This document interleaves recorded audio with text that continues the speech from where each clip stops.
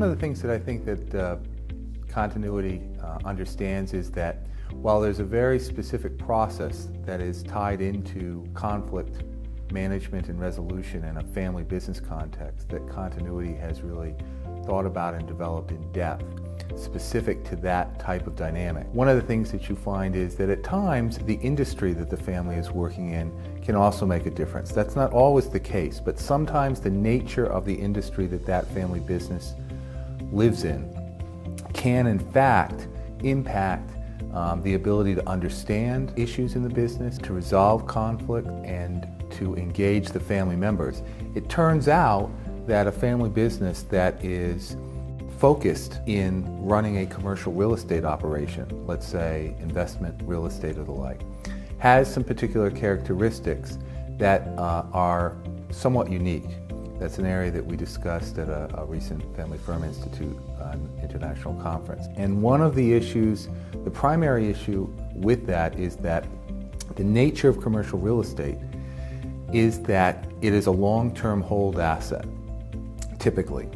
And if grandfather went ahead, acquired that real estate, developed that real estate into income-producing real estate, if you as the family business, a second or third generation down the road, still have that asset as your primary business, if grandfather left it to you without any financing, and you've not put any financing on it, you can always be generating money from that asset, even though you may be managing it quite poorly. You may be getting a return of 5% on that asset value. You should be getting 17% or the like. But it's hidden in a way because that asset will continue to provide a net profit.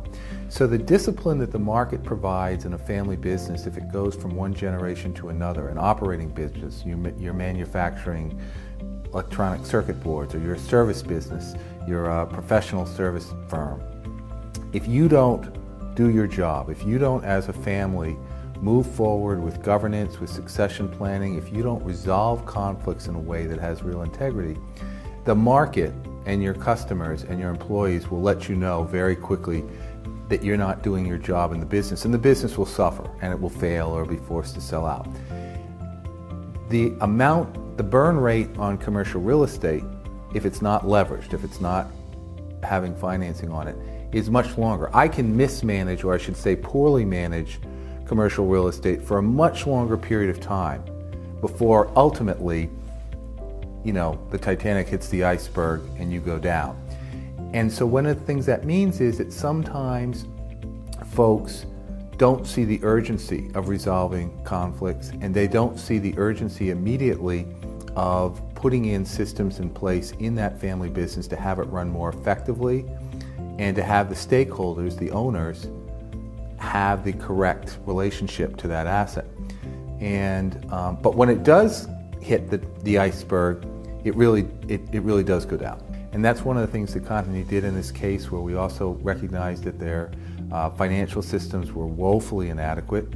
We brought in a process where they could select an outside vendor and a new system of software to bring them state-of-the-art financial reporting that also helped them have a proper communication with their board and shareholders, the ultimate governance, so they knew what the picture was of the firm. We did that with the urban planner.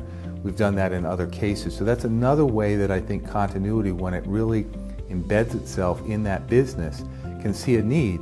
And continuity has certain expertise that they can bring in. And there are other cases where continuity can recognize the need and make some suggestions as to how that family can interview and select an outside team to take them to that next level.